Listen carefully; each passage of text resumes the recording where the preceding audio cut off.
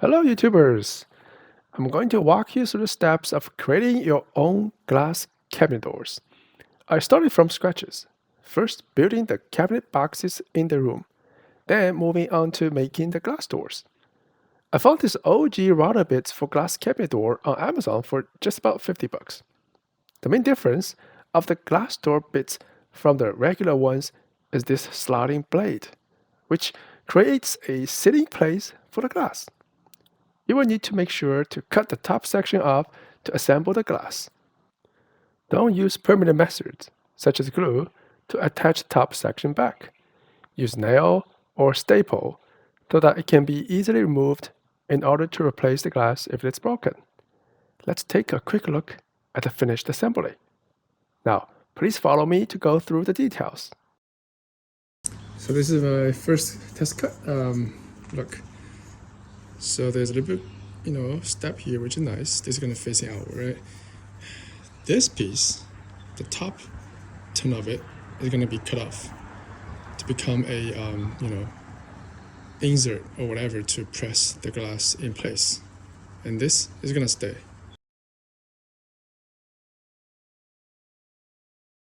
Okay, we've just done with a lot of router cutting.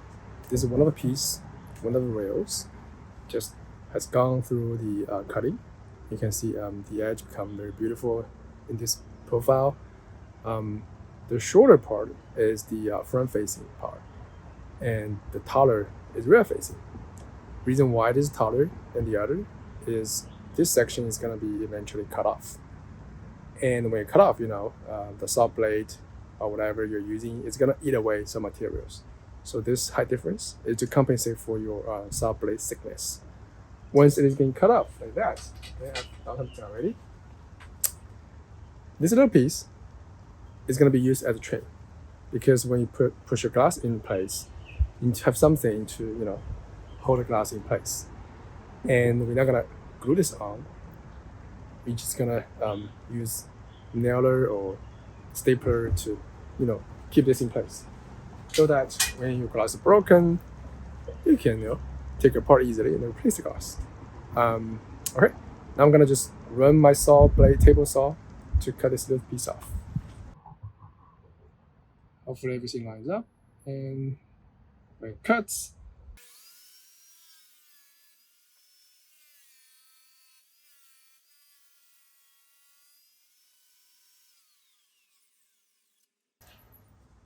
okay, if you can see, I don't know if you can see clearly. They come out. I think the inside is okay. All right, now we're gonna do a lot of cutting like this. Next will be those 1.5-inch wide railwood piece. Those are gonna be the divider between the glasses, or they call it intermediate rail, lock rail, or cross rail, whatever. It's gonna be in the middle. So that's gonna be slightly different, as they'll have glasses on both sides. So the router is gonna go both sides of it instead of one side like those pieces.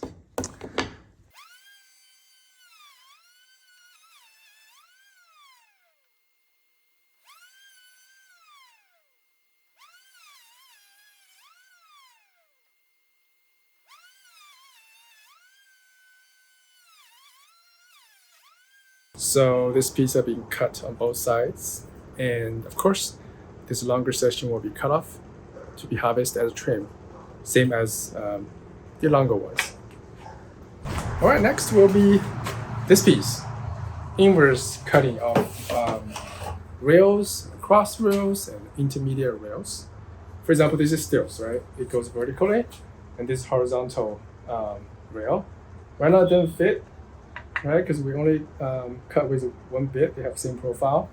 But after we route this rail with this inverse bit, the profile will fit.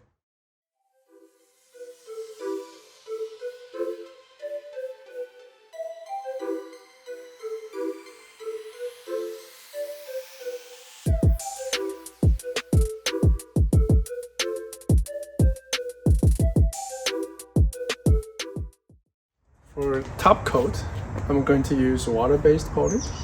The reason I'm using it because it dries really fast. I can do multiple coats within a day. And as you can see, I'm hanging all these door panels here. Probably can tell I'm going to spray it.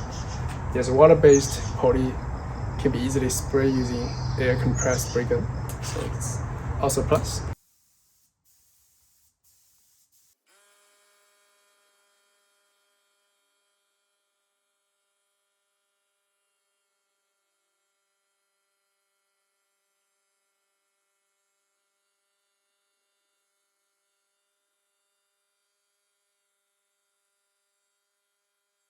So, to be honest, the biggest challenging was not the wood itself, was actually the glass. So how can I get the perfect size glass? Matching my glass door, right? I thought about like ordering on Amazon or somewhere else that they can do custom cutting. Turned out it was expensive. You know what? So I found those nice glass at Home Depot, and it's actually perfect size. I mean thickness for the glass cabin doors. All you need to do is just buy this little glass cutter, and then do a little bit practicing. It doesn't take too long before you actually start to make perfect cuts yourselves.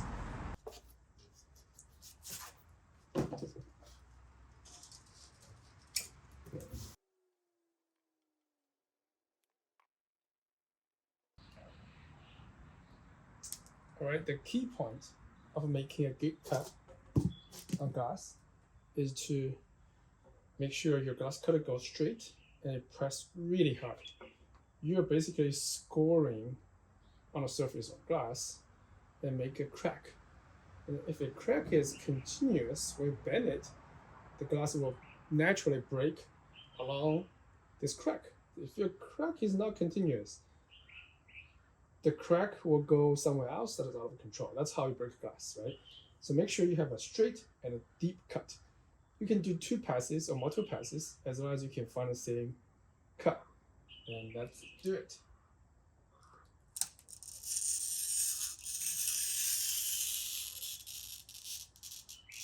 Okay, and it's also really important.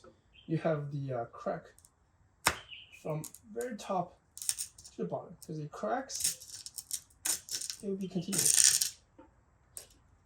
Now you're gonna chip it a little bit, that's fine. Oh no.